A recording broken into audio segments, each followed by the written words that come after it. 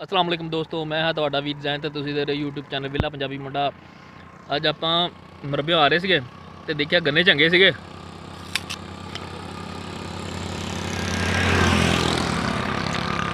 ਤੇ ਮੈਂ ਕਿਹਾ ਯਾਰ ਸਵਾਦ ਹੀ ਲੈ ਲਈਏ।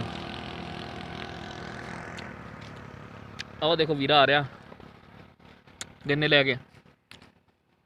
ਬਾਕੀ ਤੁਹਾਨੂੰ ਮਿਲਦੇ ਆ ਪਿੰਡ ਜਾ ਕੇ। ਅੱਲਾ ਖੈਰ ਕਰੇ। ਓਕੇ ਦੋਸਤੋ। ਇਹ ਦੇਖੋ ਦੋਸਤੋ, ਆਪਾਂ ਜਾ ਰਹੇ ਹਾਂ ਹੁਣ ਹਵੇਲੀ ਨੂੰ ਡੰਗਰ ਬੰਨਣ। ਆਪਣਾ ਵੀਰ ਆਇਆ ਸੀਗਾ ਸ਼ਬਾਜ਼ ਤੇ ਇਹਦੇ ਨਾਲ ਝੱਟ ਗੱਪਸ਼ਪ ਲਾਈ ਆ।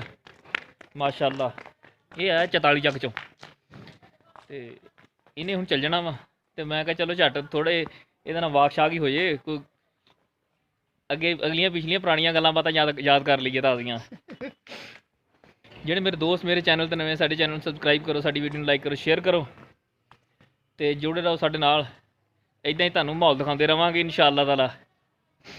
ਸ਼ਬਾਜ਼ ਹੁਣ ਚੱਲ ਜਾਣਾ ਘਰ ਨੂੰ? ਬਿਲਕੁਲ ਚੱਲ ਜਾਣਾ। ਮਾਸ਼ਾਅੱਲਾ। ਤੇ ਸ਼ਹਜ਼ਾਦ ਦਾ ਕੀ ਹਾਲ ਆ? ਠੀਕ ਹੈ। ਕੀ ਕਰ ਰਿਹਾ ਅੱਜ ਕੱਲ੍ਹ? Duty job. ਮਾਸ਼ਾਅੱਲਾ ਮਾਸ਼ਾਅੱਲਾ।